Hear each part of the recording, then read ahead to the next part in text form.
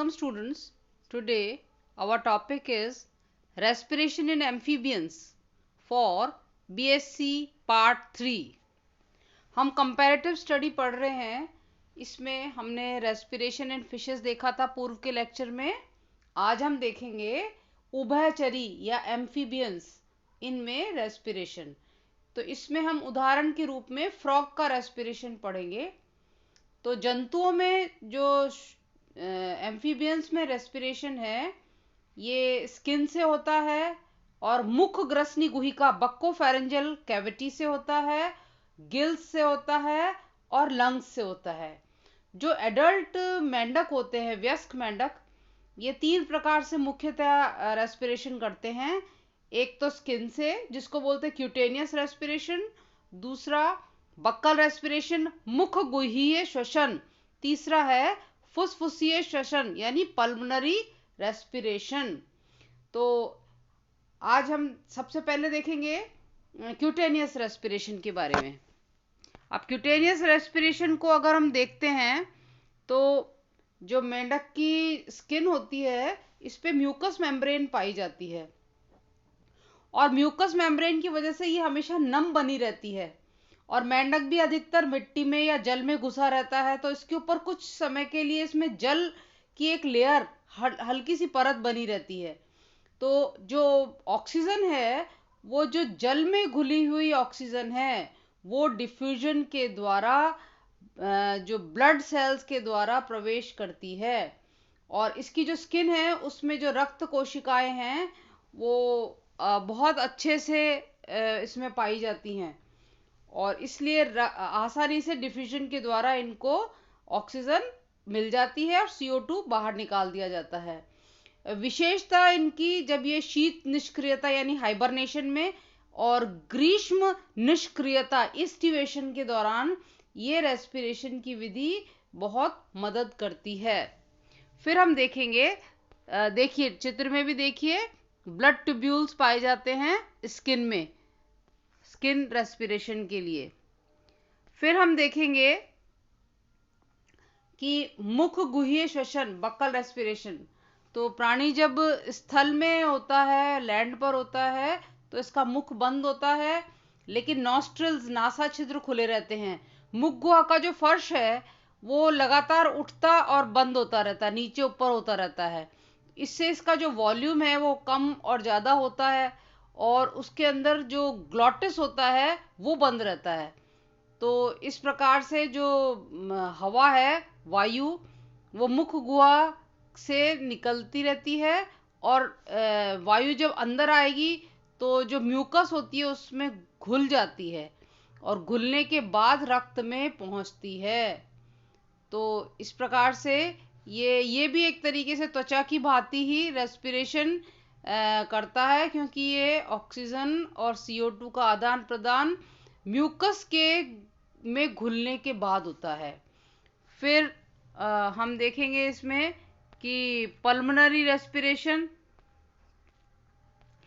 तो अगर हम इसको देखें पल्मोनरी को, फुसफुसिए को, तो जैसे ये लैंड पे रहता है तो वातावरण की जो ऑक्सीजन है ना उसको उपयोग में लेता है और फेफड़ों में ये हवा भर जाती है. लेकिन इसके फेफड़े थोड़े अल्प विकसित होते हैं, ज़्यादा डेवलप नहीं होते, लेकिन जल की श्वसनीय जो पूर्ति है वो स्किन और मुख गुहे श्वसन द्वारा पूरी हो जाती है.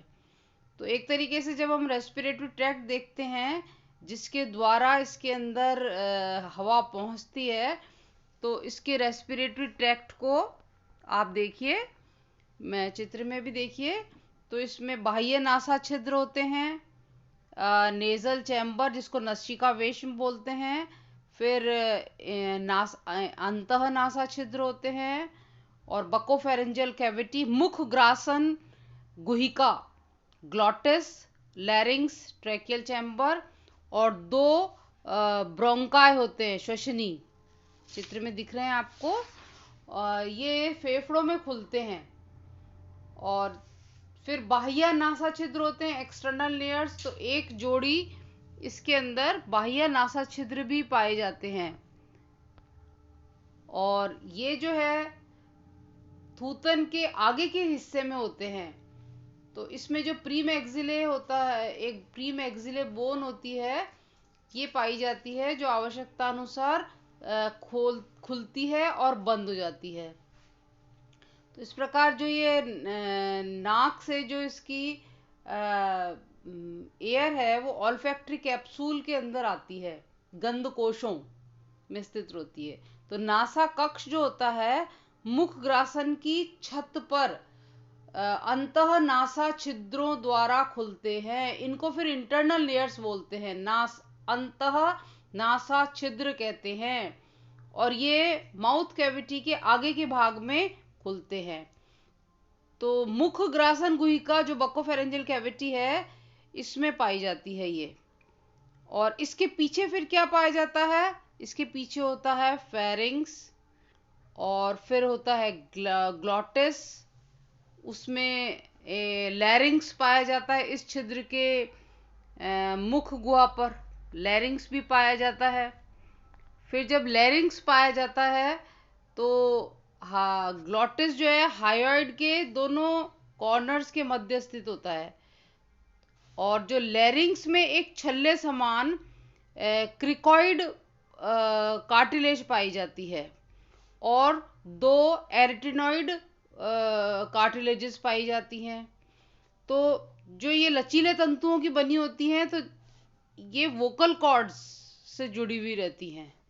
तो लैरिंग्स में जो ये स्वर रज्जु है, ये यानी वोकल कॉर्ड्स हैं, जैसे हवा अंदर और बाहर जाती है तो उनमें से एक आवाज निकलती है, और ये विशिष्ट आवाज टर टर क्रॉकिंग साउंड जो है ये मेंढक में उत्पन्न करते हैं। तो लैरिंग्स पहले एक छोटे से सामान्य कॉमन चैम्बर में जाती है, लैरिंगो ट्रैकियल चैम्बर, कंठ श्वास नाल कक्ष, और वहां से फिर ब्रोंकस के अंदर जाते हैं, फिर लंग्स में खुलते हैं। और जो लंग्स है, जैसे कि उसमें बहुत सारी मेम्ब्रेन्स होती, उसमें लचीली होती हैं, थैली समान होती है, ल्यूरोपेरिटोनियल कैविटी होती है उसमें, और आउटर पेरिटोनियम होती है, और उसमें ब्लड सर्कुलेशन बहुत अच्छे से पाया जाता है।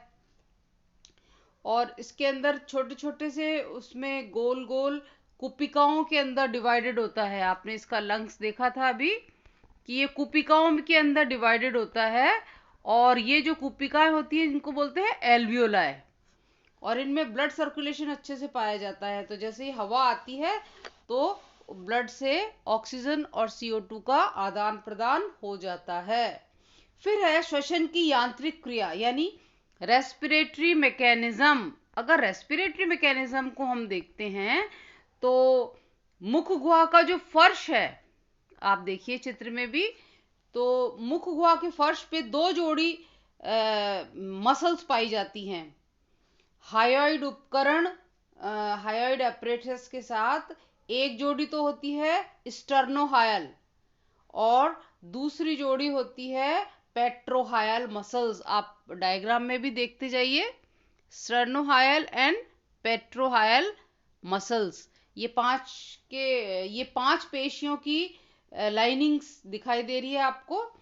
और स्टर्नोहायल जो पेशियां हैं, जब ये कॉन्ट्रैक्ट होती है तो हायोइड और मुख गुहा का जो फर्श है वो नीचे की ओर जाता है। तो वायु जो है फिर नासा छिद्रों से प्रवेश होकर के और माउथ कैविटी, मुख गुहा में आ जाती है। इस समय ग्लॉटिस बंद रहता है। फिर इसके उपरांत ग्लॉटिस खुलता है और निचले जबड़े मेंटो मैक्लियन बोन को ऊपर सरकाती है। ठीक है, मेंटो मैक्लियन देखिए चित्र में भी आपको दिख रहा है, मेंटो मैक्लियन बोन के द्वारा फिर नासा छिद्र बंद हो जाते हैं। अब पेट्रोहायल मसल सिकुड़ करके हायोइड को तथा मुख गुहा के फर्श को ऊपर उठा देती है। अब इस दबाव के कारण वायु ग्लॉटिस से होकर के लंग्स में जाकर भर जाती है। इस क्रिया को इंस्पिरेशन कहते हैं। फिर फेफड़ों में जब वायु भर जाने पर फिर ग्लॉटिस बंद हो जाता है, और फेफड़ों में वायु और रक्त के बीच में फिर ऑक्सीजन और CO2 का आदान प्रदान होता है। तो जो माउथ कैविटी का फर्श है उसमें स्टर्नोहायल पेशियों के कॉन्ट्रैक्शन या संकुचन के कारण वो नीचे होता है। अब इससे जो कैविटी का वॉल्यूम है, आयतन है, वो बढ़ जाता है और इसमें वैक्यूम बन जाता है, निर्यात बन जाता है। अब क्योंकि इस समय में माउथ और नासारंध्र जो है ये बंद होते हैं, तो फेफड़ों से हवा निकलकर, वायु निकलकर माउथ कैविटी में भर जाती है। तो जो देहिक पेशियों के सिकुड़ने एवं फेफड़ों के लचीले होने से फेफड़े खाली होने में मदद मिलती है। तो जब माउथ कैविटी का फर्श ऊपर उठता है, ग्लॉटिस बंद हो जाता है और वायु जो है नासा छिद्रों से होकर बाहर निकाल दी जाती है। इस क्रिया को बाह्य श्वसन यानी एक्सपिरेशन कहते हैं।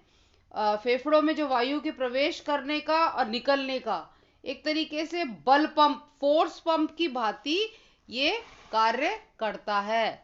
तो इस प्रकार आज हमने देखा कि किस प्रकार से मेंढक के अंदर रेस्पिरेशन होता है। आप लोग इसे याद करिएगा। थैंक्स।